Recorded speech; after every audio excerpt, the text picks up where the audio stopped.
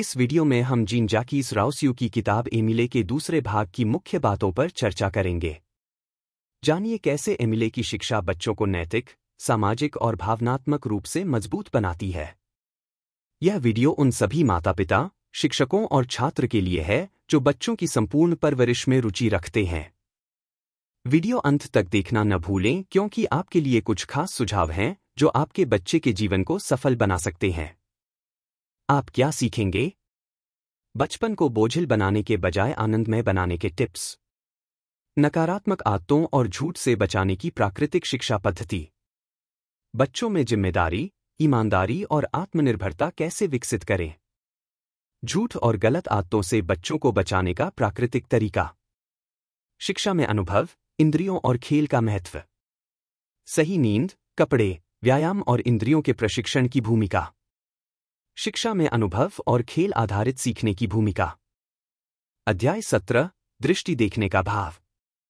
The sense of sight. Rousseau इस अध्याय में कहते हैं कि दृष्टि, विजन, बच्चों के लिए सबसे महत्वपूर्ण इंद्रिय है क्योंकि मनुष्य का अधिकतर ज्ञान आंखों से आता है। बच्चा पहले जो देखता है वही उसकी समझ और जिज्ञासा, क्यूरियोसिटी, का आधार बनता है। एक दृष्टि का महत्व, इंपॉर्टेंस ऑफ साइट। ज्ञान का प्राथमिक स्रोत। इंसान की सीखने की प्रक्रिया में लगभग 80% जानकारी दृष्टि से आती है। बच्चा चीजों को देखकर उनके रंग, आकार, दूरी, गति और भिन्नताओं को समझता है। अन्वेषण और जिज्ञासा, एक्सप्लोरेशन, क्यूरियोसिटी। जब बच्चा नए दृश्य देखता है तो उसका दिमाग सक्रिय हो जाता है और वह सवाल पूछने लगता है। स्मृति और कल्पना, मेमोरी, इमेजिनेशन। दृष्टि से प्राप्त अनुभव मस्तिष्क में लंबे समय तक बने रहते हैं और कल्पना शक्ति को बढ़ाते हैं। दो दृष्टि के अभ्यास के तरीके, ways to exercise sight। प्राकृतिक दृश्य, नेचुरल व्यूज।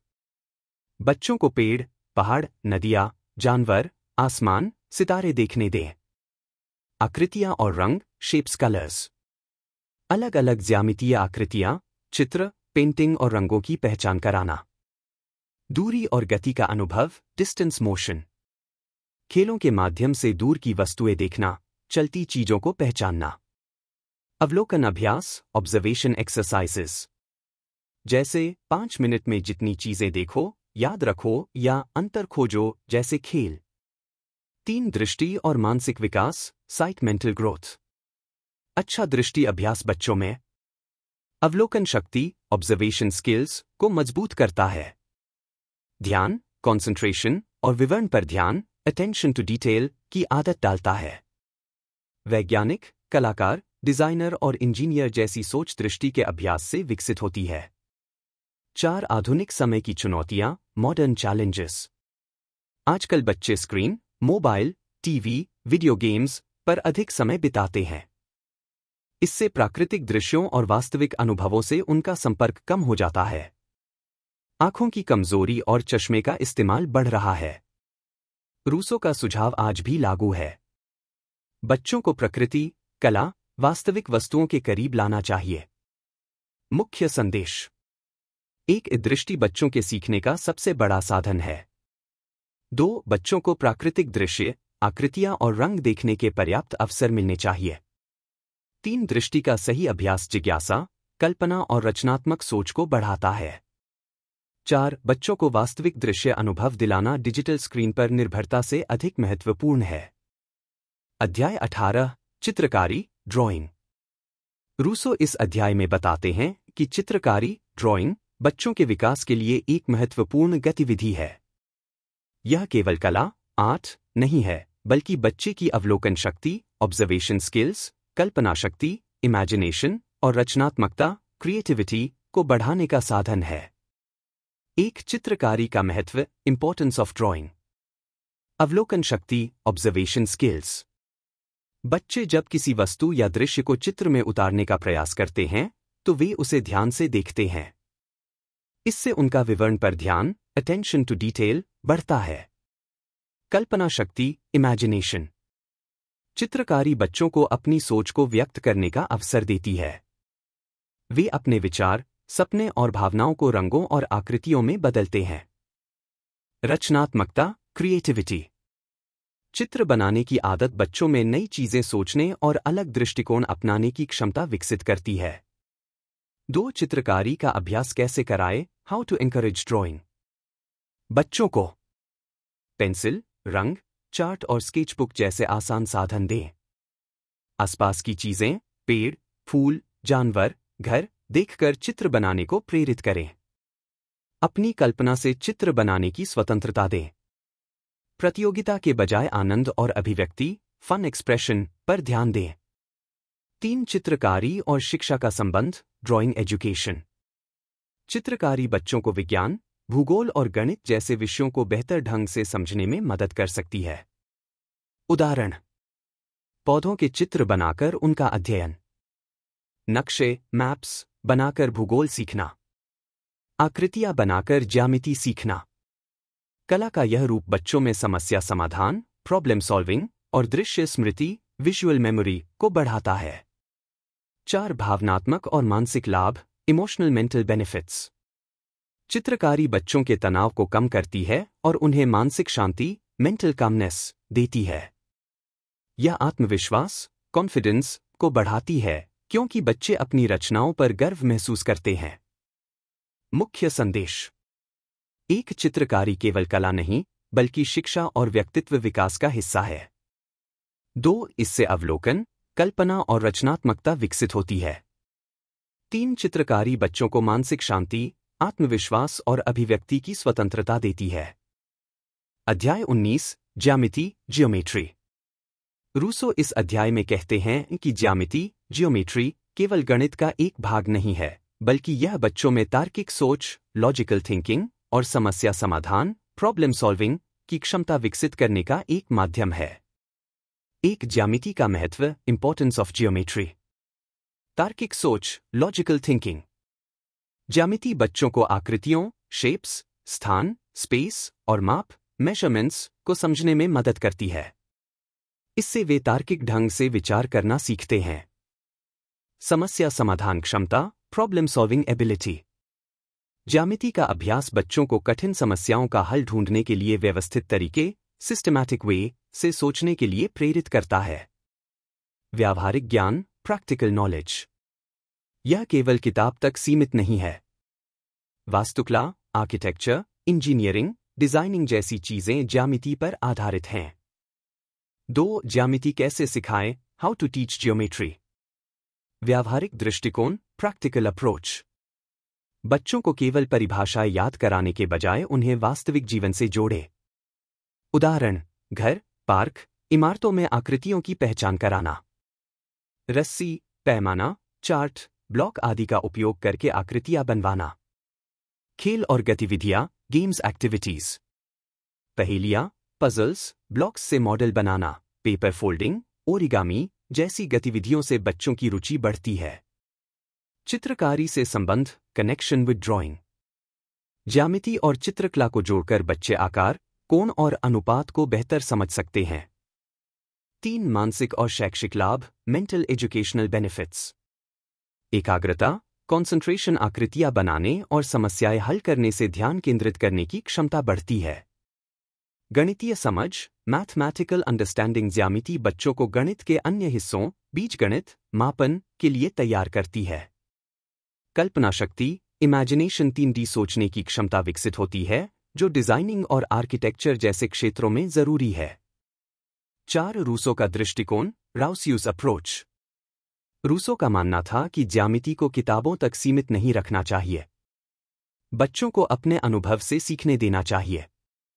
जब बच्चा अपने हाथों से चीजें बनाता या मापता है तो वह लंबे समय तक सीख याद रखता है।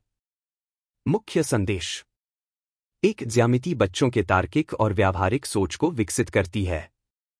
2. इसे अनुभव और गतिविधियों से जोड़कर पढ़ाना चाहिए।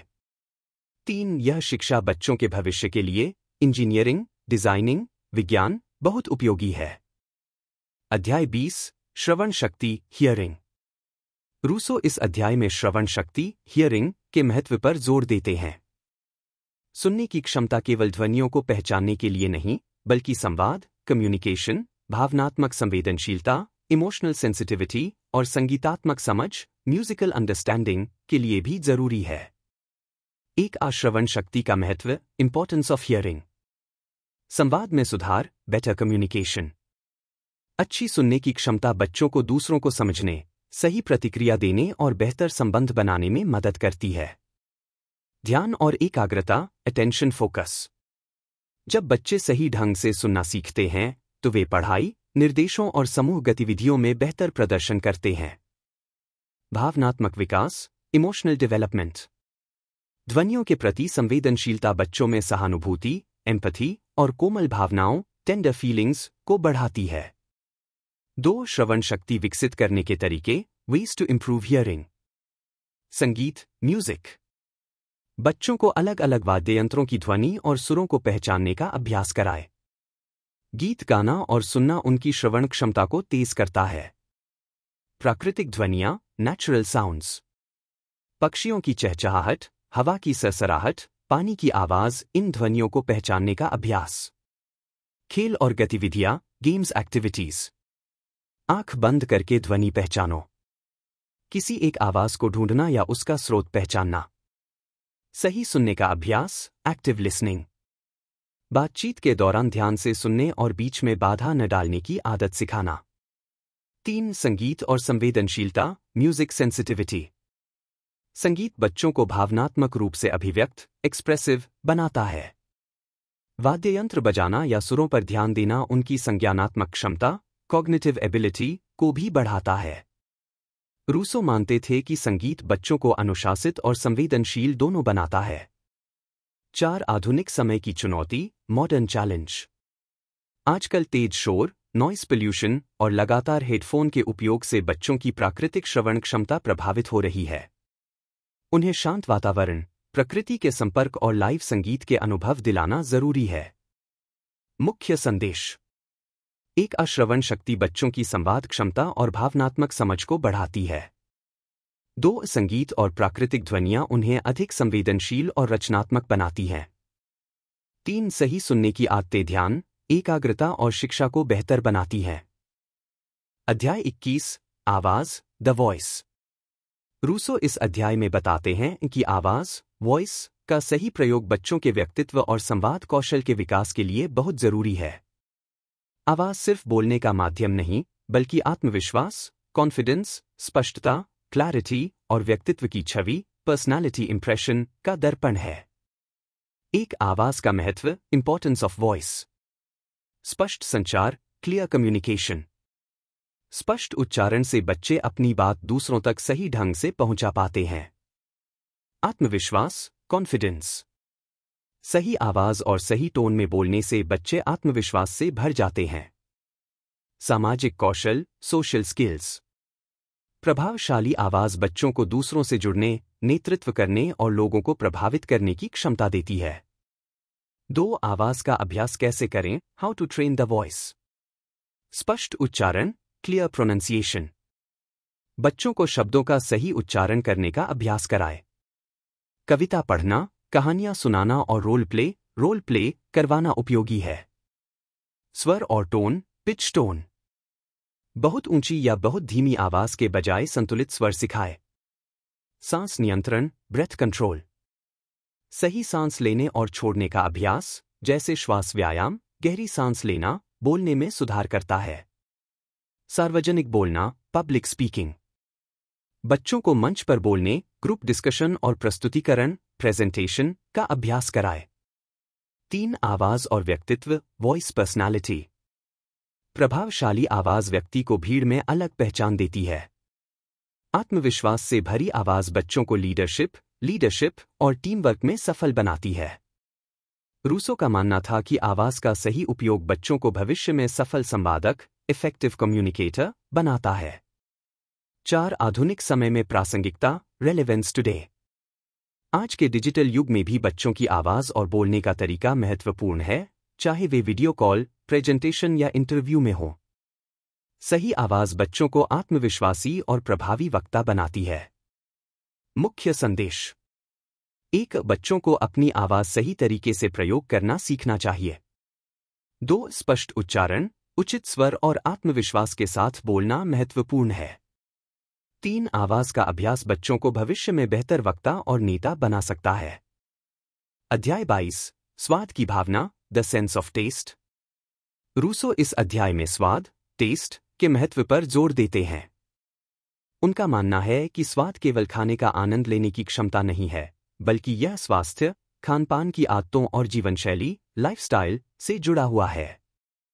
सही स्वाद की समझ बच्चों में भोजन के प्रति एक संतुलित दृष्टिकोण, बैलेंस्ड पर्सपेक्टिव, विकसित करती है। एक स्वाद का महत्व, इंपॉर्टेंस ऑफ टेस्ट। भोजन की समझ, अंडरस्टैंडिंग फूड। स्वाद बच्चों को विभिन्न प्रकार के भोजन, मीठा, खट्टा, नमकीन, कड़वा, तीखा की पहचान करना सिखाता है। स्वास्थ्य पर प्रभाव, इम्पैक्ट ऑन हेल्थ। सही स्वाद की आदत बच्चों को पौष्टिक, न्यूट्रिशियस और संतुलित भोजन चुनने में मदद करती है। यह जंक फूड या अत्यधिक मीठे नमकीन खाने की आदत से बचने में सहायक है। खानपान में विविधता, डाइवर्सिटी इन डाइट। विभिन्न स्वादों को अनुभव करने से बच्चे नए खाद्य पदार्थों को अपनाने में सहज होते हैं। 2. स्वाद की समझ कैसे विकसित करें, how to train the sense of taste. प्राकृतिक भोजन, नेचुरल फूड। बच्चों को प्राकृतिक और ताज़ा भोजन, फल, सब्जियां, अनाज के स्वाद का अनुभव कराएं। विभिन्न स्वादों का अभ्यास, टेस्ट एक्सप्लोरेशन। मीठा, खट्टा, नमकीन, कड़वा सभी स्वादों की पहचान करने के खेल कराएं। खाना बनाना, कुकिंग इन्वॉल्वमेंट। बच्चों को सरल व्यंजन बनाने में शामिल करें ताकि वे स्वाद और सामग्री, इंग्रेडिएंट्स को समझ सकें। जागरूक भोजन, माइंडफुल ईटिंग। बच्चों को धीरे धीरे खाना और हर स्वाद का अनुभव करना सिखाएं।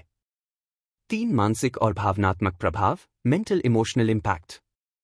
स्वाद की सही समझ बच्चों को भोजन के प्रति कृतज्ञता, ग्रैटिट्यूड और आनंद, प्लेजर का भाव देती है।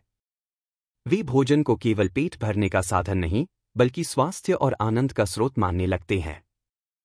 4. आधुनिक समय की समस्या, मॉडर्न डे इश्यू। आजकल बच्चे फास्ट फूड और शुगर वाले खाद्य पदार्थों की ओर अधिक आकर्षित होते हैं। इसका परिणाम मोटापा, दांतों की समस्याएं और अस्वस्थ खानपान की आदतें। रूसो का सुझाव आज भी प्रासंगिक है, प्राकृतिक और संतुलित भोजन पर जोर दें। मुख्य संदेश। 1. स्वाद की समझ बच्चों में संतुलित और स्वस्थ खानपान की आदतें विकसित करती है। 2. उन्हें विभिन्न स्वादों का अनुभव कराना और प्राकृतिक भोजन की ओर आकर्षित करना जरूरी है। 3. सही खानपान का दृष्टिकोण आगे चलकर जीवन भर के स्वास्थ्य को प्रभावित करता है। अध्याय 23 परिणाम, रिजल्ट। रूसो इस अध्याय में बताते हैं कि शिक्षा का वास्तविक उद्देश्य केवल ज्ञान देना नहीं, बल्कि एक संतुलित और संपूर्ण व्यक्तित्व, बैलेंस्ड पर्सनालिटी का निर्माण करना है। उनकी सारी शिक्षाओं का परिणाम ऐसा व्यक्ति है जो शारीरिक, मानसिक और नैतिक रूप से पूर्ण विकसित हो। एक शारीरिक परिणाम, फिजिकल आउटकम। सही शिक्षा से बच्चा स्वस्थ शरीर, हेल्दी बॉडी प्राप्त करता है, क्योंकि बचपन से ही उसे प्राकृतिक जीवनशैली, व्यायाम और सही खानपान की आदतें मिलती हैं। मजबूत इंद्रियां, स्ट्रॉन्ग सेंसेस विकसित करता है, दृष्टि, श्रवण, स्वाद, स्पर्श, गंध। बीमारियों और कमजोरियों से बचने में सक्षम बनता है। 2. मानसिक परिणाम, मेंटल आउटकम। बच्चा तार्किक सोच, लॉजिकल थिंकिंग और समस्या समाधान क्षमता, प्रॉब्लम सॉल्विंग एबिलिटी विकसित करता है। अनुभव से सीखने की आदत डालता है, न कि केवल रटने पर निर्भर रहता है।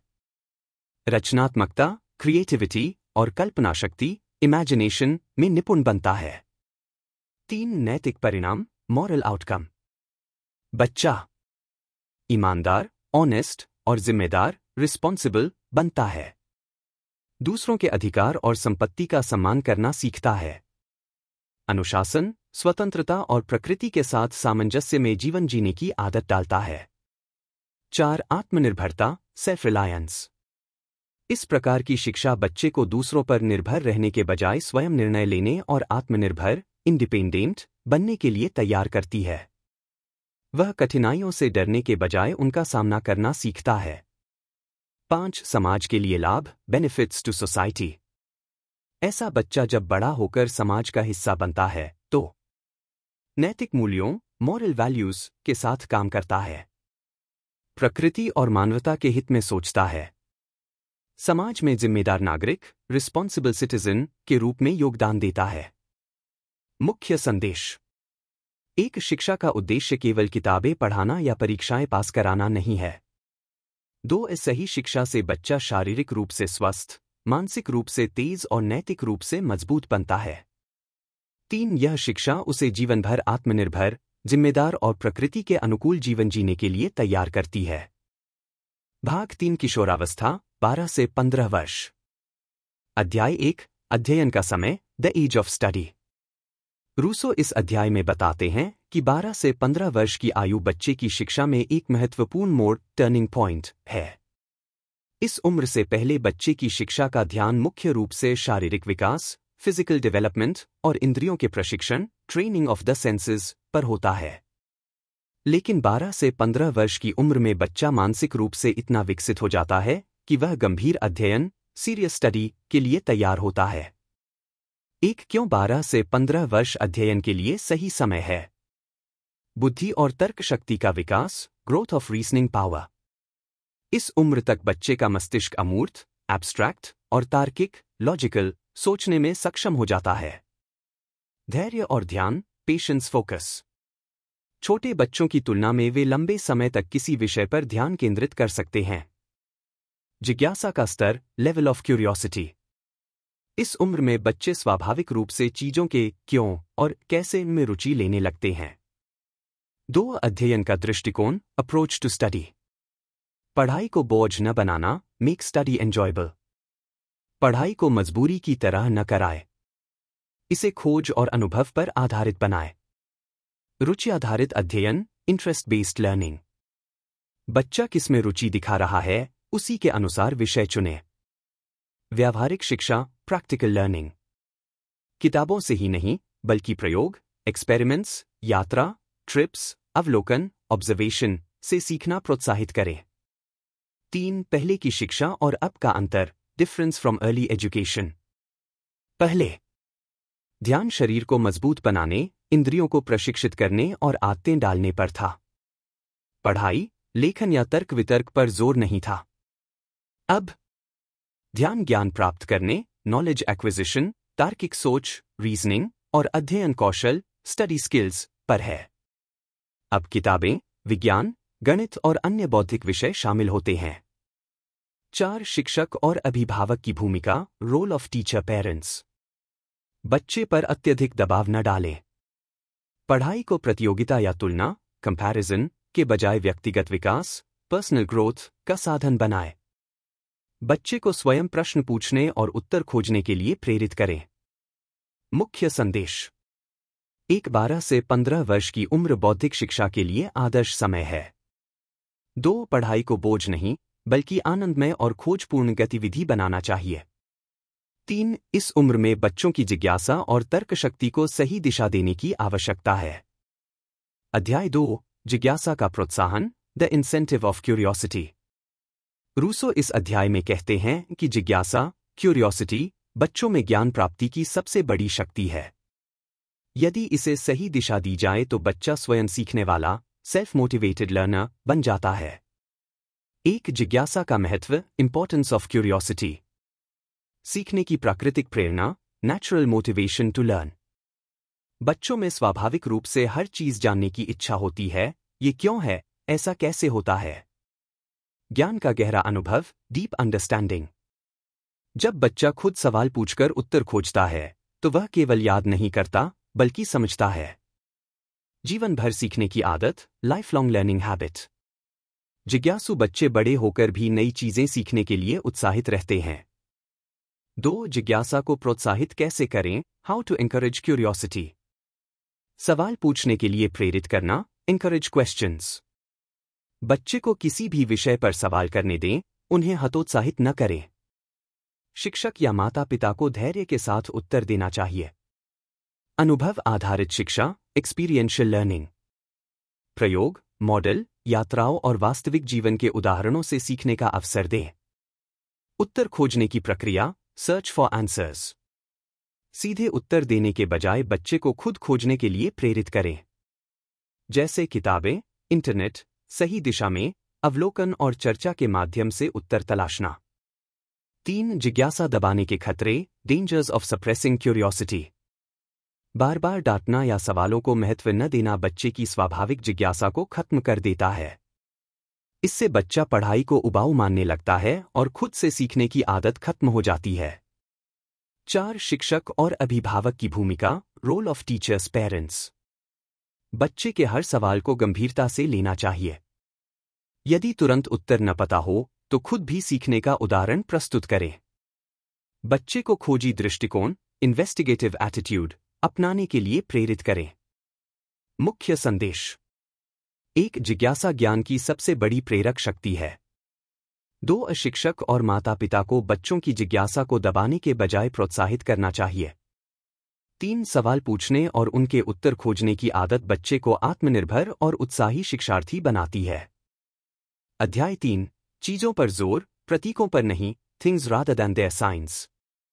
रूसो इस अध्याय में बताते हैं कि शिक्षा का मुख्य उद्देश्य बच्चे को प्रत्यक्ष अनुभव, डायरेक्ट एक्सपीरियंस से जोड़ना होना चाहिए। अक्सर शिक्षा केवल शब्दों, प्रतीकों और किताबों पर आधारित हो जाती है, जिससे ज्ञान सतही रह जाता है। लेकिन जब बच्चा वस्तुओं और वास्तविक अनुभवों से सीखता है, तो वह उसे गहराई से समझता और लंबे समय तक याद रखता है। 1 प्रतीकों पर आधारित शिक्षा की समस्या, problems of symbol based learning. सतही समझ, शैलो अंडरस्टैंडिंग। केवल शब्द या प्रतीक, जैसे गणित के चिन्ह, किताब के चित्र, समझने से बच्चे को चीजों की वास्तविक प्रकृति नहीं पता चलती। याद करना, समझना नहीं, मेमोराइजिंग वर्सेस अंडरस्टैंडिंग। बच्चा केवल याद करता है लेकिन उसका वास्तविक उपयोग, प्रैक्टिकल एप्लीकेशन, नहीं सीख पाता। रुचि में कमी, लॉस ऑफ इंटरेस्ट। सिर्फ किताबों से पढ़ाई कई बच्चों के लिए उबाऊ हो जाती है। 2 प्रत्यक्ष अनुभव का महत्व, इंपॉर्टेंस ऑफ डायरेक्ट एक्सपीरियंस। गहरा और स्थायी ज्ञान, डीप लॉन्ग लास्टिंग नॉलेज। जब बच्चा खुद अनुभव करता है तो उसकी समझ मजबूत होती है। रचनात्मक सोच, क्रिएटिव थिंकिंग। वास्तविक चीजों से जुड़कर बच्चा नए विचार और समाधान खोजने में सक्षम होता है। जिज्ञासा का पोषण, नर्चरिंग क्यूरियोसिटी। चीजों को छूने, देखने और प्रयोग करने से सीखना अधिक आकर्षक और आनंददायक हो जाता है। 3 इसे कैसे लागू करें, how to apply this approach. विज्ञान, साइंस। पौधों, जानवरों, खनिजों का प्रत्यक्ष अवलोकन। प्रयोगशाला में प्रयोग करना। गणित, मैथमेटिक्स। ज्यामिति को वास्तविक वस्तुओं, जैसे लकड़ी के मॉडल, जमीन पर आकृतियां, से समझाना। इतिहास और भूगोल, हिस्ट्री जियोग्राफी। ऐतिहासिक स्थलों, संग्रहालयों और मानचित्रों का वास्तविक अध्ययन। दैनिक जीवन की गतिविधियां, एवरीडे एक्टिविटीज। खाना बनाना, बागवानी, छोटे हस्तशिल्प सब कुछ शिक्षा का हिस्सा। 4 शिक्षक और अभिभावक की भूमिका, रोल ऑफ टीचर्स पेरेंट्स। बच्चे को सिर्फ किताब से पढ़ाने के बजाय उसे वास्तविक अनुभव दिलाने का प्रयास करें। शब्दों के साथ साथ वस्तुओं को दिखाएं, छूने दें, प्रयोग करने दें। बच्चे को खुद सीखने और खोजने के लिए प्रेरित करें। मुख्य संदेश। 1 शिक्षा केवल शब्दों और प्रतीकों पर आधारित न हो, उसमें वास्तविक अनुभव शामिल होना चाहिए। 2 प्रत्यक्ष अनुभव से सीखना ज्ञान को गहरा, रोचक और स्थायी बनाता है। 3 बच्चों को केवल सुनने या पढ़ने से ज्यादा देखने, छूने और करने का मौका मिलना चाहिए। अध्याय 4, विज्ञान के प्रति रुचि, imparting a taste for science. Rousseau का मानना है कि विज्ञान केवल किताबों का विषय नहीं, बल्कि यह अनुभव और खोज, एक्सपीरियंस डिस्कवरी, पर आधारित होना चाहिए। यदि विज्ञान को कठिन और जटिल तरीके से सिखाया जाए, तो बच्चे उससे दूर हो जाते हैं। लेकिन जब विज्ञान को रोचक प्रयोगों और प्रकृति के अध्ययन से जोड़ा जाता है, तो बच्चे की जिज्ञासा और अवलोकन क्षमता विकसित होती है। 1 अविज्ञान क्यों महत्वपूर्ण है? Why science is important? विचार करने की क्षमता, थिंकिंग एबिलिटी। विज्ञान बच्चों को तार्किक, लॉजिकल और विश्लेषणात्मक, एनालिटिकल सोच सिखाता है। समस्या समाधान, प्रॉब्लम सॉल्विंग। वैज्ञानिक दृष्टिकोण बच्चों को हर समस्या का व्यावहारिक समाधान खोजने में मदद करता है। प्रकृति से जुड़ाव, कनेक्शन विद नेचर। विज्ञान के माध्यम से बच्चे समझते हैं कि उनका पर्यावरण, पौधे, जानवर और ब्रह्मांड कैसे काम करते हैं। 2. विज्ञान को रोचक कैसे बनाएं? How to make science interesting. रोचक प्रयोग, इंटरेस्टिंग एक्सपेरिमेंट्स। छोटे छोटे घरेलू प्रयोग जैसे चुंबक का उपयोग, पानी का घनत्व, पौधों का विकास। प्रकृति का प्रत्यक्ष अध्ययन, डायरेक्ट स्टडी ऑफ नेचर। बच्चों को बगीचे, खेत, जंगल, नदी किनारे या चिड़ियाघर में ले जाकर सिखाना। खगोल विज्ञान, एस्ट्रोनॉमी। रात के आसमान को देखना, ग्रहतारों की पहचान करना, दूरबीन का उपयोग करना। खोजपरक शिक्षा, एक्सप्लोरेटरी लर्निंग। बच्चों को नए प्रश्न पूछने और खुद खोजने के लिए प्रोत्साहित करना। 3. विज्ञान शिक्षा का उद्देश्य, पर्पस ऑफ साइंस एजुकेशन। बच्चों में खोज की भावना, स्पिरिट ऑफ डिस्कवरी पैदा करना। अवलोकन की आदत, ऑब्जर्वेशन हैबिट डालना। उन्हें यह सिखाना कि दुनिया कैसे काम करती है और वे उसमें कैसे योगदान दे सकते हैं। 4. शिक्षक और अभिभावक की भूमिका, रोल ऑफ टीचर्स पेरेंट्स। विज्ञान को बोझ न बनाएं, बल्कि इसे खेल, प्रयोग और रोमांचक अनुभवों के माध्यम से सिखाएं। बच्चों को प्रकृति और तकनीक के वास्तविक उदाहरणों से जोड़ें। जब बच्चा कोई सवाल पूछे, तो उसे खुद खोजने के लिए प्रेरित करें बजाय तुरंत उत्तर देने के। मुख्य संदेश। 1. बच्चों में विज्ञान के प्रति जिज्ञासा जगाना शिक्षा का महत्वपूर्ण लक्ष्य है। 2. विज्ञान को कठिन नहीं, बल्कि रोचक और खोजपरक बनाना चाहिए। 3. प्रकृति, प्रयोग और वास्तविक अनुभव विज्ञान सीखने का सबसे अच्छा तरीका है। अध्याय 5, बाजीगर, द जगलर। रूसो इस अध्याय में बताते हैं कि धोखा, चालाकी और भ्रम, डिसेप्शन ट्रिक्स, बच्चों के सीखने की प्रक्रिया पर नकारात्मक असर डाल सकते हैं। जब बच्चे जादू, मैजिक ट्रिक्स या भ्रम पैदा करने वाले खेल, इल्यूशंस देखते हैं, तो वे अक्सर इसे वास्तविकता मान लेते हैं। यदि उन्हें सत्य और असत्य के बीच अंतर, डिफरेंस बिटवीन ट्रूथ इल्यूजन, समझाया नहीं जाता, तो वे गलत धारणाएं बना सकते हैं। 1. बच्चों के लिए खतरा, why it's dangerous for children. भ्रमित होना, गेटिंग मिसलेड। जादू या चालाकी देखकर बच्चे इसे सच मान सकते हैं, जिससे उनका तर्क शक्ति पर भरोसा कम हो सकता है। गलत सीख, रॉन्ग लर्निंग। बच्चा यह सोच सकता है कि धोखे से काम करना ठीक है या असंभव चीजें संभव हैं। आलोचनात्मक सोच, क्रिटिकल थिंकिंग, कमजोर होना। यदि बच्चे यह न समझें कि चीजें कैसे काम करती हैं, तो वे अंधविश्वासी, सुपरस्टिशियस हो सकते हैं। 2. समाधान, सही दृष्टिकोण, सॉल्यूशन, राइट अप्रोच। सच और झूठ का अंतर, डिस्टिंग्विशिंग ट्रूथ फ्रॉम इल्यूजन। जब भी बच्चों को किसी जादू या भ्रमित करने वाली चीज दिखाई जाए, तो उन्हें यह समझाना जरूरी है कि यह कौशल या चाल है, न कि वास्तविक जादू। विज्ञान का परिचय, इंट्रोड्यूसिंग साइंस। उदाहरण, कोई जादूगर टोपी से कबूतर निकालता है, बच्चे को यह बताना कि यह केवल छलावा, ट्रिक है, फिर समझाना कि वास्तव में कबूतर कहाँ छिपा था। प्रश्न पूछने के लिए प्रेरित करना, एनकरेज क्वेश्चनिंग। बच्चों से पूछें, तुम्हें क्या लगता है, यह कैसे हुआ? उन्हें खुद सोचने और तर्क लगाने के लिए प्रेरित करें। 3. विज्ञान और तार्किक सोच पर जोर, एम्फसिस ऑन साइंस लॉजिक। बच्चों को यह सिखाना कि हर घटना के पीछे कारण, कॉज और प्रभाव, इफेक्ट होता है। उन्हें यह समझाना कि दुनिया में सब कुछ प्राकृतिक नियमों से चलता है, न कि जादू से। 4. शिक्षक और अभिभावक की भूमिका, रोल ऑफ टीचर्स पेरेंट्स। बच्चों को मनोरंजन के नाम पर भ्रम में न डालें। यदि जादू या भ्रम दिखाना है, तो उसके बाद वास्तविकता का खुलासा करें। उन्हें आलोचनात्मक और वैज्ञानिक दृष्टिकोण अपनाने के लिए प्रोत्साहित करें। मुख्य संदेश। 1. बच्चों को जादू या धोखे से प्रभावित होने से बचाना चाहिए। 2. उन्हें सत्य और असत्य के बीच का अंतर स्पष्ट रूप से सिखाना जरूरी है। 3. विज्ञान और तार्किक सोच पर जोर देकर बच्चों को वास्तविकता को समझने में सक्षम बनाना चाहिए। अध्याय 6, प्रयोगात्मक भौतिकी, एक्सपेरिमेंटल फिजिक्स। रूसो इस अध्याय में बताते हैं कि भौतिकी, फिजिक्स जैसी विज्ञान शाखा को केवल किताबों या व्याख्यानों से नहीं, बल्कि प्रयोग, एक्सपेरिमेंट्स के माध्यम से सिखाना चाहिए। जब बच्चा स्वयं अनुभव, हैंड्स ऑन एक्सपीरियंस करता है, तो वह न केवल ज्ञान प्राप्त करता है, बल्कि वैज्ञानिक दृष्टिकोण, साइंटिफिक एटीट्यूड भी विकसित करता है। एक केवल किताबों से पढ़ने की समस्या, problem of only book learning.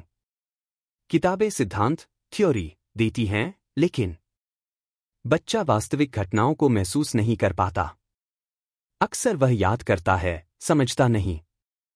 अध्ययन उबाऊ, बोरिंग बन सकता है। 2. प्रयोगात्मक शिक्षा का महत्व, इंपॉर्टेंस ऑफ एक्सपेरिमेंटल लर्निंग। गहरी समझ, डीप अंडरस्टैंडिंग।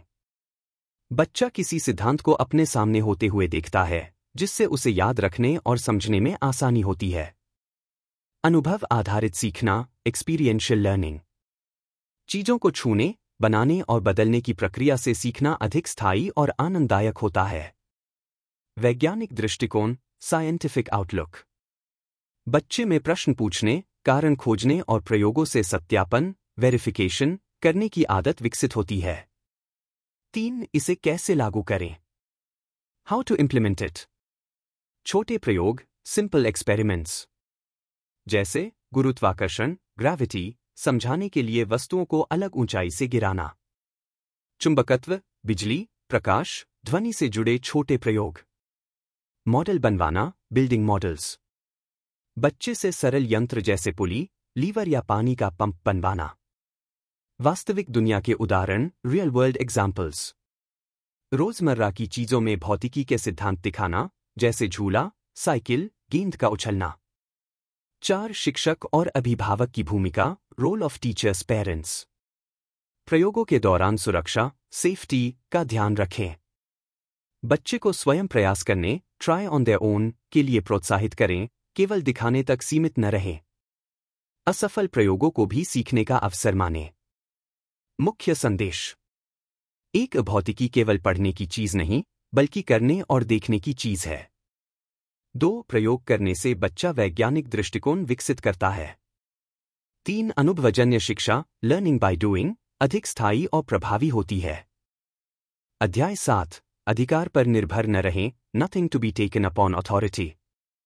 रूसो इस अध्याय में बताते हैं कि बच्चों को शिक्षा के दौरान अंधविश्वास, ब्लाइंड फेथ या अंधाधुंध आज्ञापालन, ब्लाइंड ओबीडियंस की आदत नहीं डालनी चाहिए। उनका कहना है कि बच्चे को सिखाना चाहिए कि ज्ञान का मूल स्रोत अनुभव और तर्क, एक्सपीरियंस रीजनिंग है, न कि केवल किसी की कही हुई बात पर विश्वास कर लेना। एक अंधाधुंध मानने के खतरे, डेंजर्स ऑफ ब्लाइंड एक्सेप्टेंस। स्वतंत्र सोच खत्म हो जाती है, लॉस ऑफ इंडिपेंडेंट थिंकिंग।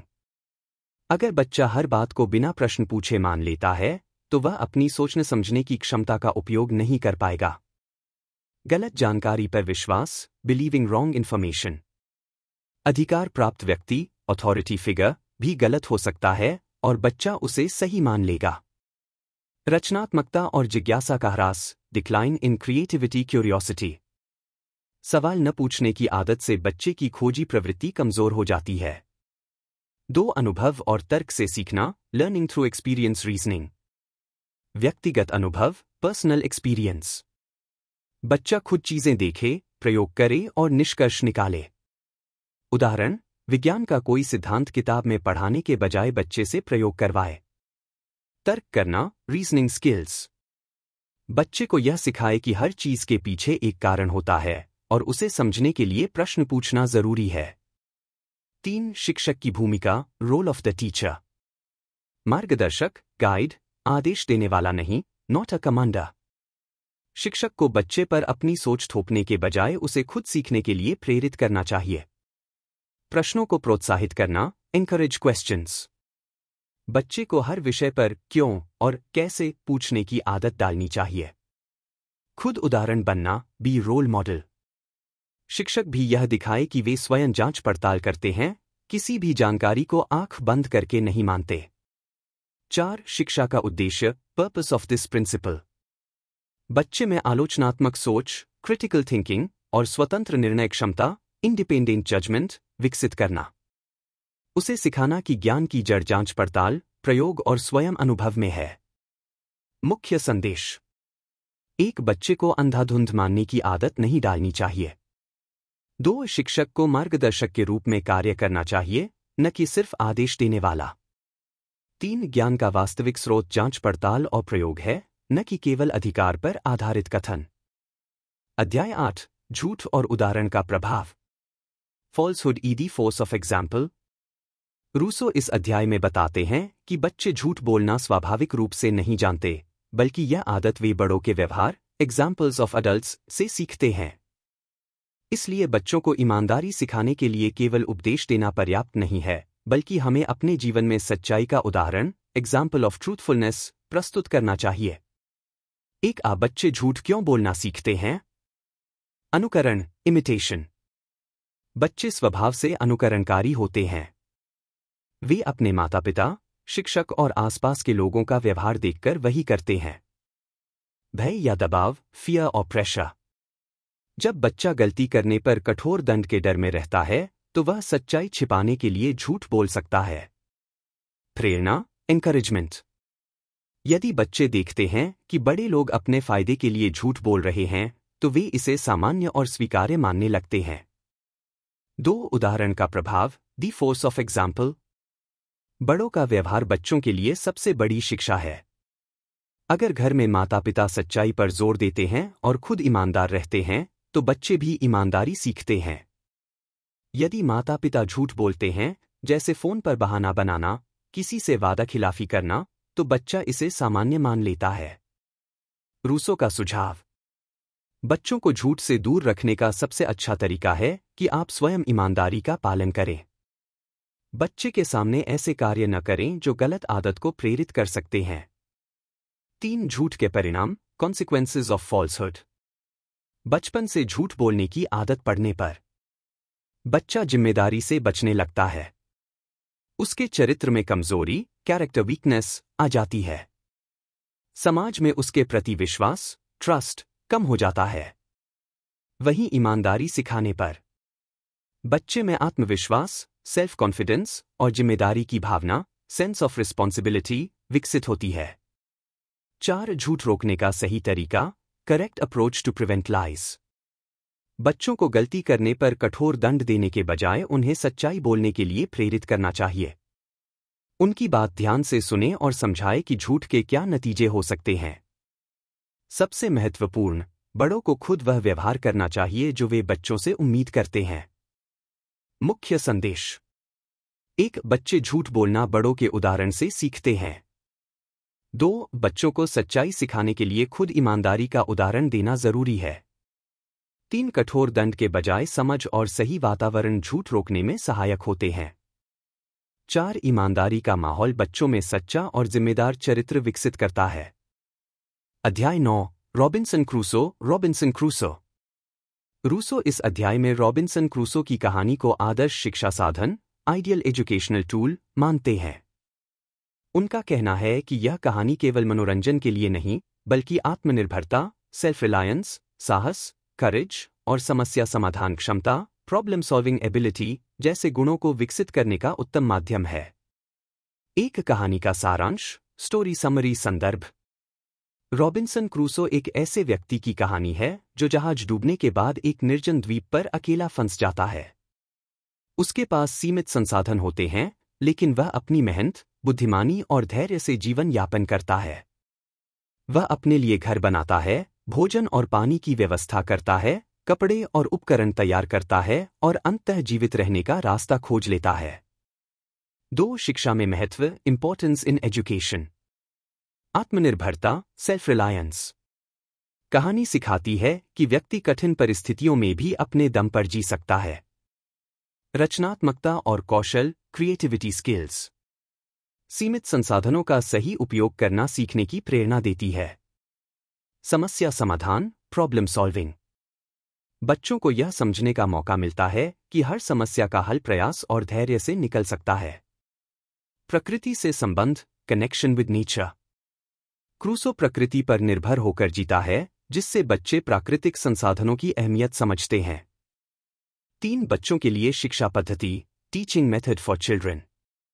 कहानी को केवल पढ़ने तक सीमित न रखें, बल्कि बच्चों से पूछें, अगर तुम क्रूसो की जगह होते तो क्या करते? उन्हें छोटे छोटे सर्वाइवल टास्क्स दें, जैसे टेंट लगाना, सीमित सामग्री से उपयोगी चीज बनाना। इस कहानी के माध्यम से उन्हें निर्णय लेने, डिसीजन मेकिंग और नवाचार, इनोवेशन की आदत डालें।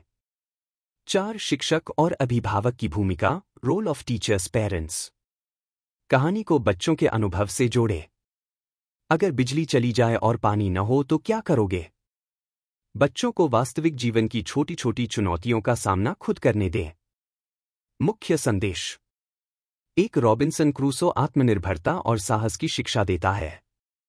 2, बच्चों को सीमित साधनों में जीने और समस्याओं को हल करने की क्षमता विकसित करनी चाहिए। 3, यह कहानी जीवन में व्यावहारिक ज्ञान और नवाचार के महत्व को दिखाती है।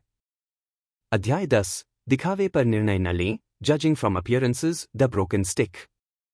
रूसो इस अध्याय में बच्चों को दिखावे के आधार पर निर्णय, जजिंग बाय अपीयरेंसेस, लेने से सावधान करते हैं। उनका कहना है कि वास्तविकता, रियलिटी, अक्सर दिखावट, अपीयरेंस से अलग होती है। बच्चों को यह सिखाना जरूरी है कि वे केवल जो देखते हैं उसी पर भरोसा न करें, बल्कि गहराई से सोचें और जांच करें। Critical thinking verification. एक उदाहरण, पानी में डूबी हुई छड़ी, द ब्रोकन स्टिक इल्यूजन। जब हम पानी में डूबी हुई सीधी छड़ी देखते हैं तो वह टेढ़ी, बेंट दिखाई देती है। यह प्रकाश के अपवर्तन, रिफ्रैक्शन ऑफ लाइट, के कारण होता है, न कि वास्तव में छड़ी के टेढ़े होने के कारण। यह उदाहरण बच्चों को समझाता है कि हमारी इंद्रियां कभी कभी भ्रमित कर सकती हैं। Our senses can be deceptive.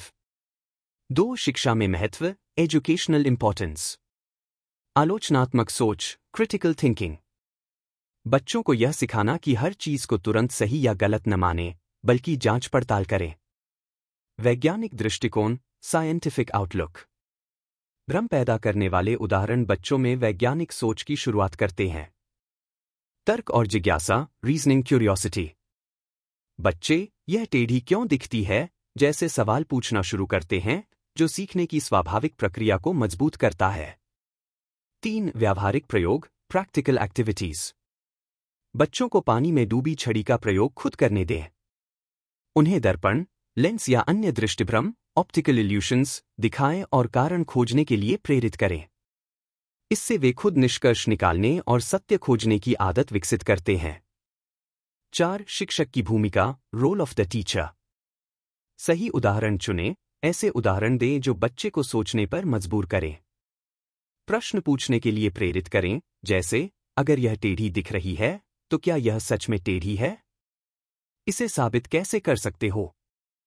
बच्चे को खुद निर्णय लेने दें, अंतिम उत्तर देने से पहले बच्चे को सोचने और तर्क लगाने का समय दें।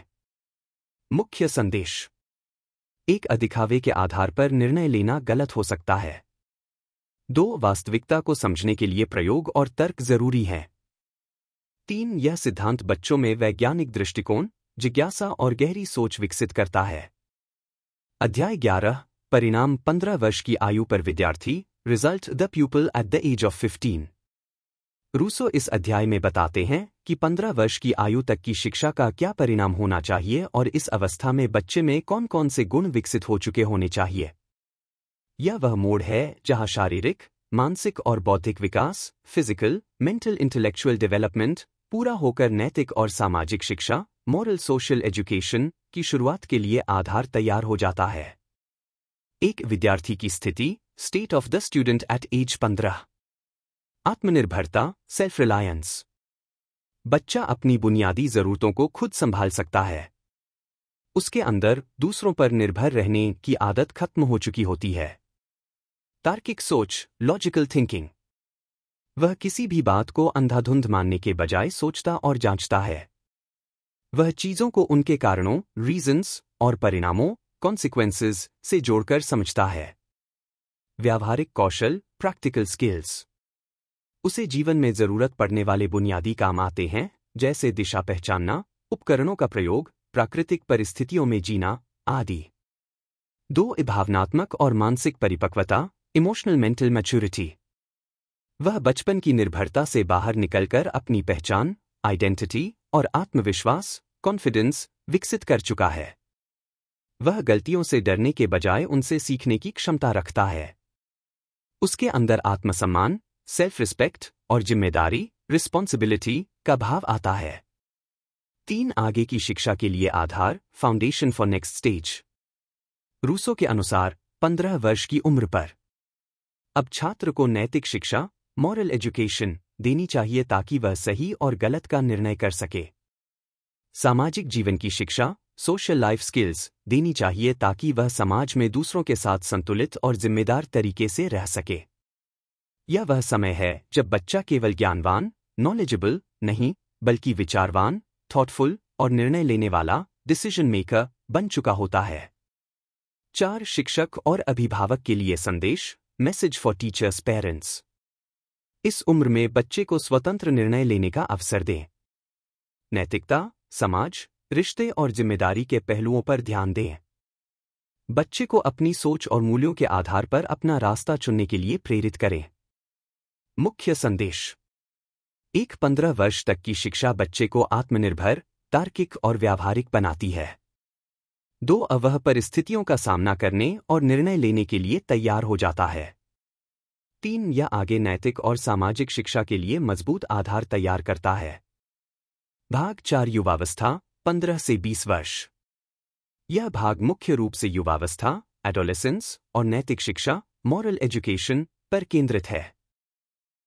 अध्याय 1, युवावस्था की शुरुआत, एडोलेसेंस। रूसो इस अध्याय में बताते हैं कि 15 से 20 वर्ष की आयु का समय बच्चे के जीवन में एक बहुत ही महत्वपूर्ण और संवेदनशील चरण, इंपॉर्टेंट सेंसिटिव स्टेज, होता है। यह वह अवस्था है जब विद्यार्थी अब पूरी तरह किशोर, एडोलेसेंट, बन चुका होता है और उसके शारीरिक, फिजिकल, मानसिक, मेंटल और भावनात्मक, इमोशनल विकास में तेजी आती है। एक शारीरिक परिवर्तन, फिजिकल चेंजेस। इस अवस्था में शरीर तेजी से बढ़ता है। हार्मोनल बदलाव के कारण आवाज, मांसपेशियों की संरचना और शारीरिक आकर्षण में परिवर्तन आता है। छात्र अधिक ऊर्जा से भर जाता है, लेकिन यह ऊर्जा सही दिशा, प्रॉपर गाइडेंस में उपयोग होनी चाहिए। 2 भावनात्मक बदलाव, इमोशनल चेंजेस। भावनाएं प्रबल हो जाती हैं, स्ट्रॉन्ग इमोशंस। प्रेम, आकर्षण, मित्रता और पहचान, आइडेंटिटी की भावनाएं जागृत होती हैं। संवेदनशीलता, सेंसिटिविटी। छोटी छोटी बातों से भावनाएं प्रभावित हो सकती हैं। स्वतंत्रता की इच्छा, डिजायर फॉर इंडिपेंडेंस। विद्यार्थी खुद निर्णय लेना चाहता है, कभी कभी नियमों का विरोध करता है। 3 मानसिक विकास, मेंटल डेवलपमेंट। आदर्श और मूल्य, आइडियल्स, वैल्यूज। यह वह समय है जब वह नैतिकता, मोरालिटी और जीवन के उद्देश्यों, लाइफ गोल्स पर विचार करना शुरू करता है। तार्किक और दार्शनिक सोच, लॉजिकल फिलोसॉफिकल थिंकिंग। बच्चा अब गहरी बातें सोच सकता है और समाज, रिश्तों और जीवन पर सवाल पूछने लगता है। 4 शिक्षक की भूमिका, रोल ऑफ द टीचर। भावनात्मक संतुलन, इमोशनल बैलेंस। छात्र को यह सिखाए कि उसकी भावनाएं स्वाभाविक हैं, लेकिन उन्हें नियंत्रित और सही दिशा देना जरूरी है। चरित्र निर्माण, कैरेक्टर बिल्डिंग। प्रेम और आकर्षण की भावनाओं को सकारात्मक रूप से उपयोग करने के लिए नैतिकता और आत्मसंयम, सेल्फ कंट्रोल पर जोर दें। विश्वास का संबंध, बिल्डिंग ट्रस्ट। छात्र के साथ ऐसा रिश्ता बनाए कि वह अपने विचार और समस्याएं सहजता से साझा कर सके। 5 शिक्षा का उद्देश्य, एजुकेशनल ऑब्जेक्टिव इन एडोलेसेंस। विद्यार्थी को केवल ज्ञानवान, नॉलेजेबल नहीं, बल्कि भावनात्मक रूप से मजबूत, इमोशनली स्ट्रॉन्ग और नैतिक, मॉरल बनाना। उसे जीवन की जटिल परिस्थितियों, कॉम्प्लेक्स सिचुएशंस को समझने और संभालने की क्षमता देना। स्वतंत्रता, इंडिपेंडेंस और जिम्मेदारी, रिस्पॉन्सिबिलिटी में संतुलन सिखाना। मुख्य संदेश: एक युवावस्था जीवन का संवेदनशील चरण है जिसमें शारीरिक और मानसिक बदलाव तेजी से होते हैं। 2 प्रेम और आकर्षण जैसी भावनाएं स्वाभाविक हैं, जिन्हें सकारात्मक दिशा देना जरूरी है। 3 शिक्षक और अभिभावक को भावनात्मक संतुलन, आत्मसंयम और चरित्र निर्माण पर ध्यान देना चाहिए। अध्याय 2, नैतिक भावनाओं का विकास, development of moral feelings. Rousseau बताते हैं कि 15 वर्ष की आयु के बाद शिक्षा का केंद्र अब केवल शारीरिक, फिजिकल और बौद्धिक, इंटेलेक्चुअल विकास पर नहीं रहना चाहिए, बल्कि नैतिक और भावनात्मक, मॉरल इमोशनल विकास पर आना चाहिए।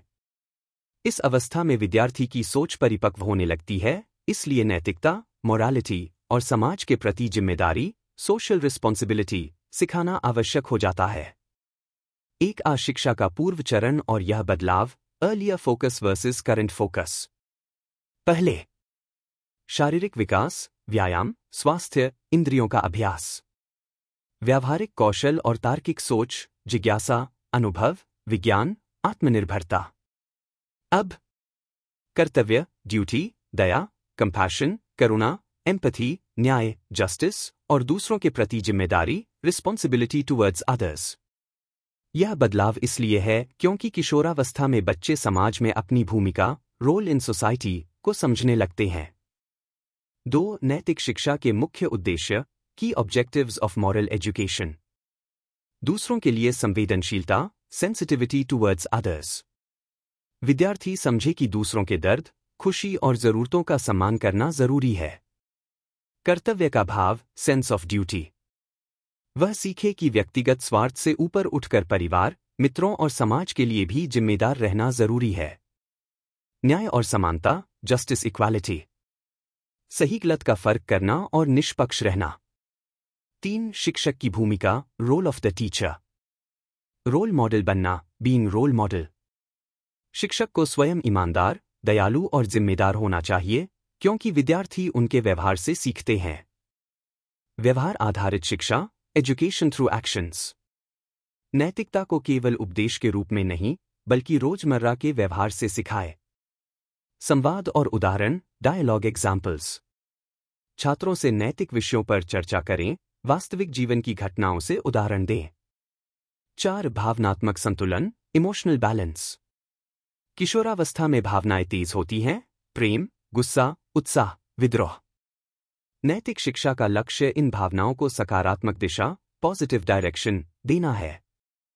उदाहरण: गुस्सा अन्याय के खिलाफ खड़े होने की ताकत। प्रेम दूसरों के प्रति करुणा और देखभाल। 5. परिणाम, एक्सपेक्टेड आउटकम। विद्यार्थी अब केवल ज्ञानवान नहीं, बल्कि एक दयालु, कंपैशनेट, जिम्मेदार, रिस्पॉन्सिबल और नैतिक रूप से मजबूत, मॉरली स्ट्रॉन्ग व्यक्ति बनता है। वह समाज में योगदान देने वाला नागरिक, कंट्रीब्यूटिंग सिटीजन बनने की ओर बढ़ता है।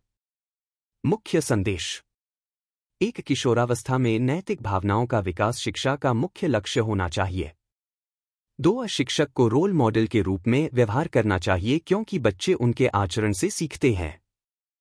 3. नैतिकता, करुणा और जिम्मेदारी बच्चों के जीवन को संतुलित और सार्थक बनाती हैं।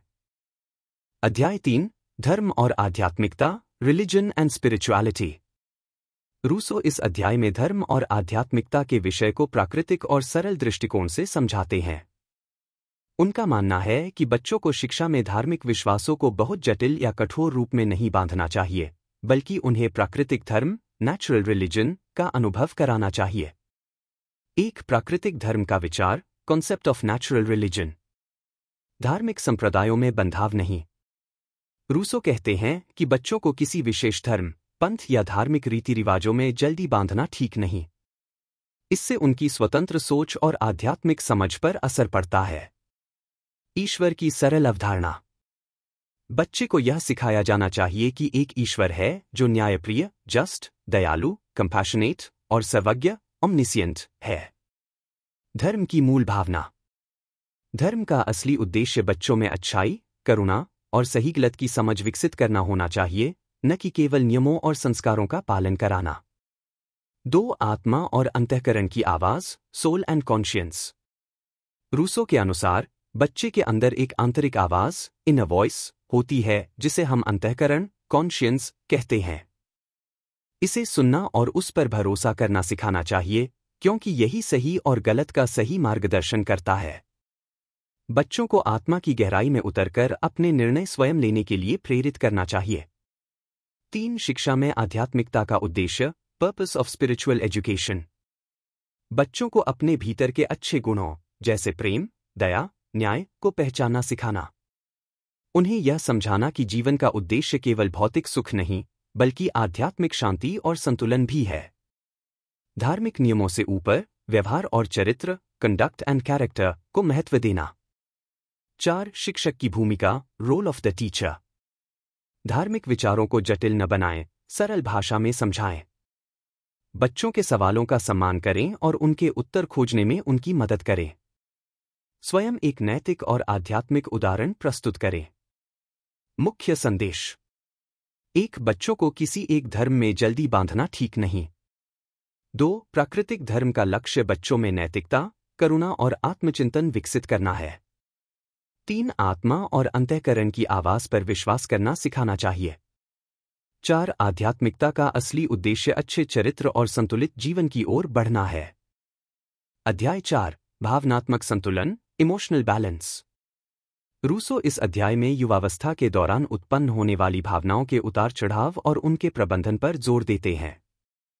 15 से 20 वर्ष की उम्र में किशोरों के मन में प्रेम, ईर्ष्या, गुस्सा जैसे तीव्र और जटिल भावनाएं उभरती हैं, जिन्हें सही तरीके से समझना और नियंत्रित करना जरूरी होता है। एक युवावस्था में भावनाओं का महत्व, importance of emotions in adolescence. Prem, love यह उम्र प्रेम और आकर्षण की भावनाओं से भरी होती है, जो स्वाभाविक है। ईर्ष्या, जेलसी दूसरों की सफलता या संबंधों को लेकर ईर्ष्या हो सकती है, जिससे मन में असंतोष जन्म लेता है। गुस्सा, एंगर मन में उत्पन्न होने वाली असंतोष या संघर्ष के कारण गुस्सा होता है। 2. भावनाओं को नियंत्रित करने का तरीका, हाउ टू मैनेज इमोशंस। संवाद, कम्युनिकेशन। शिक्षक और अभिभावक को बच्चों से खुलकर बातचीत करनी चाहिए। बच्चों को अपनी भावनाओं को व्यक्त करने का सुरक्षित और भरोसेमंद वातावरण दें। विश्वास का निर्माण, बिल्डिंग ट्रस्ट। जब बच्चे अपने मन की बातें बिना डर या शर्म के बोल सकें, तो वे अपने भावनात्मक उतार चढ़ाव को बेहतर समझ पाते हैं। आत्मनियंत्रण सिखाना, टीचिंग सेल्फ कंट्रोल। बच्चों को सिखाएं कि गुस्सा या ईर्ष्या को तुरंत व्यक्त करना सही नहीं, बल्कि उसे समझकर और सोचकर प्रतिक्रिया देना जरूरी है। 3. अत्यधिक दमन से बचाव, अवॉइड एक्सेसिव सप्रेशन। कठोर रोकटोक, हर्ष रिस्ट्रिक्शंस। जब भावनाओं को पूरी तरह दबाया जाता है, तो वे भीतर ही भीतर बढ़ती हैं और बाद में अधिक गंभीर समस्या बन जाती हैं। स्वस्थ भावना की अनुमति, अलाउ हेल्दी एक्सप्रेशन। बच्चों को यह अनुमति दें कि वे अपनी भावनाओं को सही और सुरक्षित तरीके से व्यक्त करें। सहायक मार्गदर्शन, सपोर्टिव गाइडेंस। बच्चों को सिखाएं कि भावनाएं इंसानी स्वभाव का हिस्सा हैं और इन्हें समझकर जीवन में संतुलन बनाना चाहिए। 4. शिक्षक की भूमिका, रोल ऑफ द टीचर। बच्चों के भावनात्मक उतार चढ़ाव को समझें और सहानुभूति रखें। शिक्षा में सिर्फ ज्ञान नहीं, बल्कि भावनात्मक बुद्धिमत्ता भी विकसित करें। बच्चों को प्रेरित करें कि वे अपनी भावनाओं को नियंत्रित करते हुए दूसरों के प्रति सहानुभूति और सम्मान बनाए रखें। मुख्य संदेश।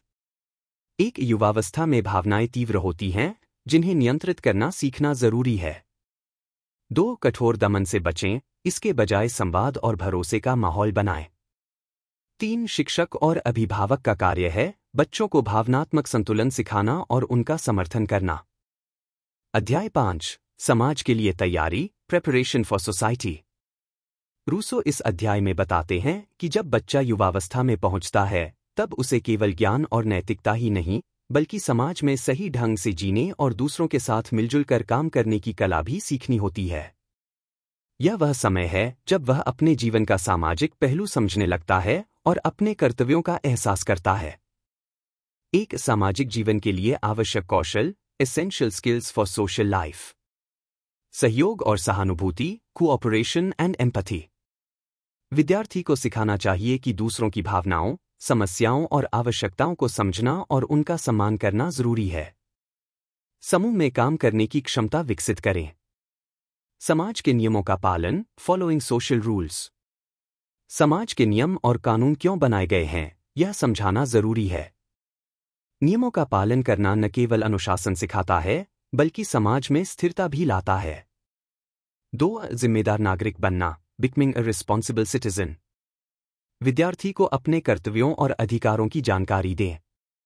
उसे समाज के प्रति जिम्मेदार व्यवहार करने की प्रेरणा दें, जैसे पर्यावरण संरक्षण, सार्वजनिक संपत्ति की सुरक्षा और अन्य लोगों की मदद करना। यह भी समझाए कि हर व्यक्ति समाज के विकास में योगदान दे सकता है। 3. जीवन में दिशा का चयन, चूजिंग डायरेक्शन इन लाइफ। यह उम्र है जब छात्र अपने भविष्य के लिए लक्ष्य, गोल्स निर्धारित करता है। शिक्षक और अभिभावक को मार्गदर्शन देना चाहिए ताकि वह सही दिशा चुन सके, चाहे वह शिक्षा, व्यवसाय या समाज सेवा हो। विद्यार्थी को अपने निर्णयों के परिणाम समझाने और सोच समझकर विकल्प चुनने में मदद करें। 4 शिक्षक और अभिभावकों की भूमिका, role of teachers and parents. सामाजिक आदर्शों और नैतिक मूल्यों को व्यावहारिक उदाहरणों के साथ समझाएं। विद्यार्थी के सामाजिक व्यवहार पर ध्यान दें और सकारात्मक मार्गदर्शन दें। उन्हें सामाजिक चुनौतियों से निपटने के लिए मानसिक और भावनात्मक रूप से तैयार करें। मुख्य संदेश। एक युवावस्था में विद्यार्थी को समाज में सहयोगी और जिम्मेदार नागरिक बनना सिखाना चाहिए। 2 सामाजिक नियमों का पालन और दूसरों के साथ सम्मानपूर्ण व्यवहार जरूरी है। 3 यह समय है जब छात्र अपने जीवन के लक्ष्यों और दिशा को समझता है और चुनता है। भाग 5 विवाह और समाज में प्रवेश। यह भाग मुख्य रूप से जीवन साथी का चयन और वैवाहिक जीवन की तैयारी पर केंद्रित है। अध्याय 1 सोफी का परिचय, इंट्रोडक्शन टू सोफी। इस अध्याय में रूसो एमिले की कहानी में एक महत्वपूर्ण पात्र सोफी से परिचय कराते हैं, जो एमिले की उपयुक्त जीवनसाथी के रूप में सामने आती है। रूसो इस पात्र के माध्यम से उस समय की स्त्री शिक्षा के नजरिए को समझाते हैं और पुरुषों और महिलाओं की शिक्षा में अंतर और संतुलन पर जोर देते हैं। एक सोफी का परिचय, हु इज सोफी? सोफी एक लड़की है जिसे पारंपरिक और शिष्ट शिक्षा दी गई है। वह कोमल स्वभाव की, विनम्र और नैतिक है। उसकी शिक्षा में मुख्य रूप से घरेलू और सामाजिक गुणों को विकसित करना शामिल है। 2 स्त्री शिक्षा की विशेषताएं, कैरेक्टरिस्टिक्स ऑफ फीमेल एजुकेशन। कोमलता, जेंटलनेस। सोफी में यह गुण प्रमुख है जो उसे सामाजिक और पारिवारिक जीवन में सफल बनाता है। विनम्रता, ह्यूमिलिटी। अपने व्यवहार में नम्र और समझदार होना। नैतिकता, मोरालिटी। सही और गलत का ज्ञान, परिवार और समाज के प्रति जिम्मेदारी। संपर्क कौशल, सोशल स्किल्स।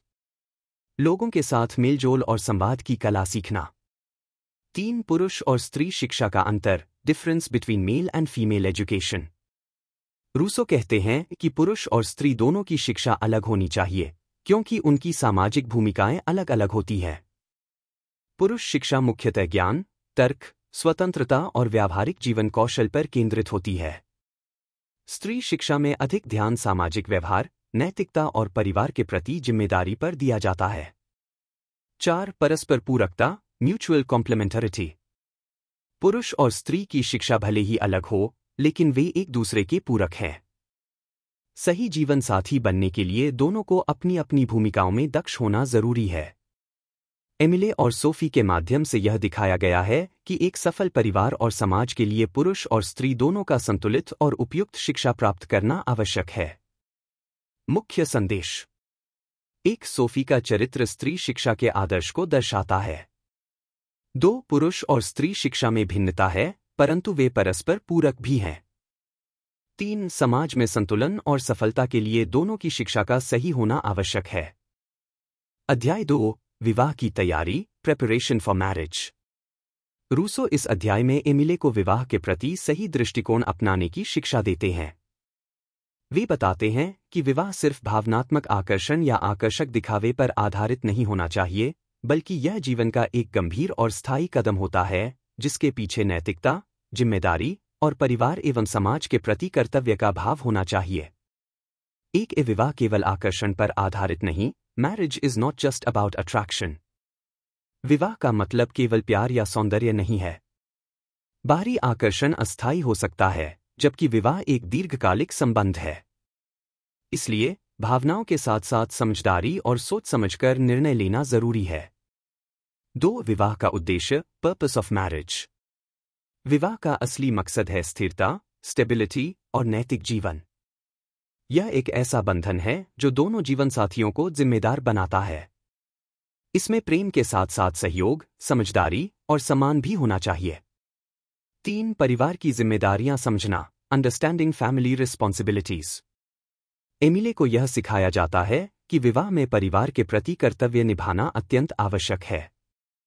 बच्चों की परवरिश, पति पत्नी के बीच सामंजस्य और परिवार के अन्य सदस्यों के साथ मिलकर चलना चाहिए। परिवार के प्रति निष्ठा और समर्पण जीवन का महत्वपूर्ण हिस्सा है।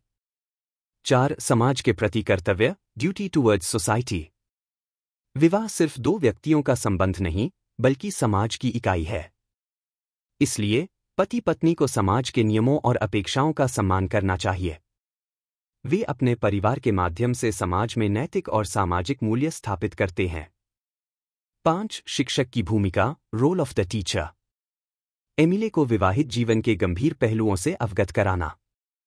उसे समझाना कि विवाह केवल व्यक्तिगत सुख शांति का माध्यम नहीं, बल्कि सामाजिक कर्तव्य भी है। इस शिक्षा के माध्यम से एमिले को भावनात्मक और व्यावहारिक दोनों रूपों में तैयार किया जाता है। मुख्य संदेश: एक, विवाह भावनाओं के साथ साथ समझदारी और जिम्मेदारी का बंधन है। 2. स्थिर, नैतिक और सहयोगपूर्ण जीवन के लिए विवाह जरूरी है। 3. परिवार और समाज के प्रति कर्तव्य निभाना विवाह का एक अहम पहलू है। अध्याय 3, जीवन का नया चरण, a new phase of life. इस अध्याय में रूसो एमिले के जीवन के उस नए पड़ाव को दर्शाते हैं जो विवाह के बाद शुरू होता है। यह वह समय है जब व्यक्ति केवल अपने व्यक्तिगत हितों के लिए नहीं, बल्कि अपने परिवार और समाज के लिए भी जिम्मेदार बन जाता है। इस परिवर्तन को समझना और स्वीकार करना आवश्यक है, क्योंकि यही शिक्षा का अंतिम लक्ष्य होता है, एक ऐसा इंसान बनाना जो अपने कर्तव्यों का सही निभाता हो। एक, विवाह के बाद जीवन में बदलाव, चेंज आफ्टर मैरिज। एमिले अब स्वतंत्र युवक नहीं रहा, वह अब परिवार का मुखिया बनता है। उसका जीवन अकेले की बजाय परिवार के हितों के लिए समर्पित होता है। अब उसके फैसले केवल खुद के लिए नहीं, बल्कि पत्नी, बच्चों और परिवार के लिए भी महत्वपूर्ण होते हैं। 2. जिम्मेदारी और नैतिकता का महत्व, importance of responsibility and morality. यह नया चरण एमिले को सामाजिक जिम्मेदारियों का एहसास कराता है। परिवार के प्रति निष्ठा, ईमानदारी और प्रेम जरूरी गुण बन जाते हैं। एमिले को नैतिक मूल्यों पर आधारित जीवन जीना सिखाया जाता है, जो समाज के लिए भी लाभकारी होता है। 3. शिक्षा का अंतिम उद्देश्य, the ultimate goal of education.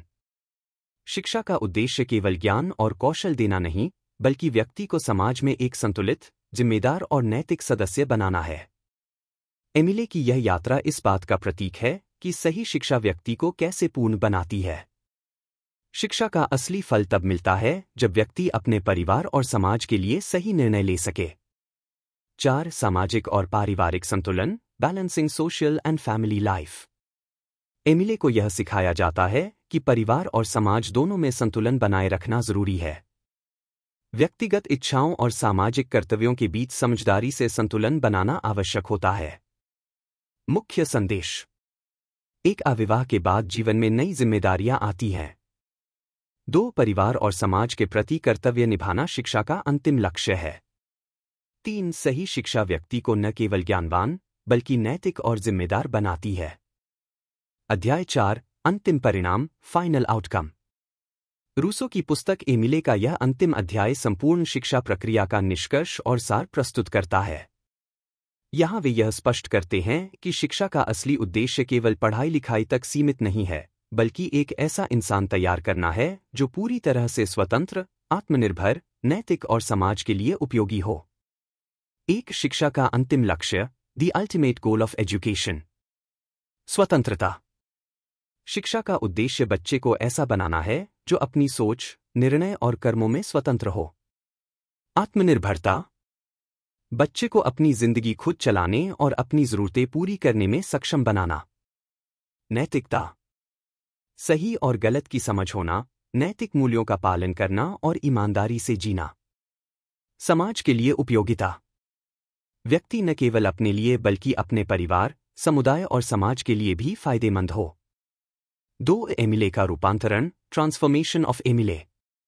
मजबूत। शारीरिक और मानसिक दोनों रूपों में मजबूत और स्वस्थ। विचारशील। निर्णय सोच समझकर लेना और तर्कशील होना। नैतिक। नैतिकता का पालन करना, अपने और दूसरों के अधिकारों का सम्मान करना। जिम्मेदार। परिवार और समाज की जिम्मेदारी समझना और उसे निभाना।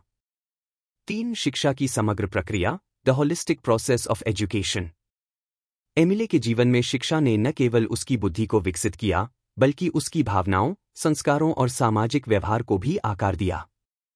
यह शिक्षा प्रकृति के अनुरूप, अनुभव से सीखने वाली और व्यक्तिगत विकास को महत्व देने वाली थी। शिक्षा ने एमिले को पूर्ण मानव बनाया, वह केवल ज्ञान का भंडार नहीं, बल्कि एक जीवित, सोचने वाला और कार्य करने वाला व्यक्ति बना। मुख्य संदेश: एक शिक्षा का उद्देश्य केवल अकादमिक सफलता नहीं, बल्कि संपूर्ण विकास है। 2 सही शिक्षा बच्चे को आत्मनिर्भर, नैतिक और जिम्मेदार इंसान बनाती है। 3 समाज में एक उपयोगी और संतुलित व्यक्ति बनने के लिए शिक्षा जरूरी है। समग्र निष्कर्ष, ओवरऑल कंक्लूजन। रूसो की पुस्तक एमिले का यह अंतिम निष्कर्ष पूरी शिक्षा प्रक्रिया का सार प्रस्तुत करता है। इसमें शिक्षा के मूल उद्देश्य, प्राथमिकताओं और अंतिम लक्ष्य को संक्षेप में समझाया गया है। 1 शिक्षा का मूल उद्देश्य, फंडामेंटल पर्पस ऑफ एजुकेशन। शिक्षा का असली मकसद है कि बच्चे को प्रकृति के अनुसार विकसित किया जाए। इसका मतलब है बच्चे की प्राकृतिक प्रवृत्तियों, इच्छाओं और क्षमताओं को दबाने के बजाय उन्हें समझना और सही दिशा देना। बच्चे को जबरदस्ती किसी चीज के लिए मजबूर करने की बजाय उसे स्वाभाविक रूप से सीखने और बढ़ने देना। 2 प्राथमिकता का क्रम, ऑर्डर ऑफ प्रायोरिटीज। पहला चरण, शारीरिक विकास। सबसे पहले बच्चे का शरीर मजबूत और स्वस्थ बनाना जरूरी है, क्योंकि एक स्वस्थ शरीर ही मानसिक और भावनात्मक विकास के लिए आधार है। दूसरा चरण, मानसिक विकास। इसके बाद बच्चे की बुद्धि, तर्क शक्ति और ज्ञान को विकसित किया जाता है। तीसरा चरण, नैतिक और भावनात्मक विकास। अंत में बच्चे को नैतिकता, करुणा, संवेदनशीलता और सामाजिक जिम्मेदारी सिखाई जाती है। इस क्रम का पालन करने से बच्चा संपूर्ण और संतुलित रूप से विकसित होता है। 3 अंतिम लक्ष्य, अल्टीमेट गोल। स्वयं पर निर्भर, सेल्फ रिलायंट। बच्चा ऐसा बने जो अपनी जिंदगी के फैसले खुद ले सके और अपनी जिम्मेदारियां समझे। दूसरों के प्रति संवेदनशील, सेंसिटिव टू अदर्स। समाज में रहना हो तो दूसरों की भावनाओं और आवश्यकताओं का सम्मान करना जरूरी है। समाज का अच्छा नागरिक, गुड सिटीजन। न केवल अपने लिए बल्कि समाज के लिए भी उपयोगी और जिम्मेदार व्यक्ति बनना। रूसो का मानना है कि सही शिक्षा से ही ऐसा व्यक्तित्व विकसित हो सकता है। 4 संक्षिप्त सारांश, समरी। शिक्षा का उद्देश्य बच्चे के प्राकृतिक विकास को समर्थन देना है। शारीरिक, मानसिक और नैतिक विकास का क्रम बनाए रखना आवश्यक है। शिक्षा का अंतिम फल होता है एक स्वतंत्र, जिम्मेदार और संवेदनशील इंसान तैयार करना। अगर यह वीडियो आपको पसंद आया हो तो इसे लाइक और शेयर करें और नीचे कमेंट में बताएं कि एमिले के किस सिद्धांत ने आपको सबसे ज्यादा प्रभावित किया।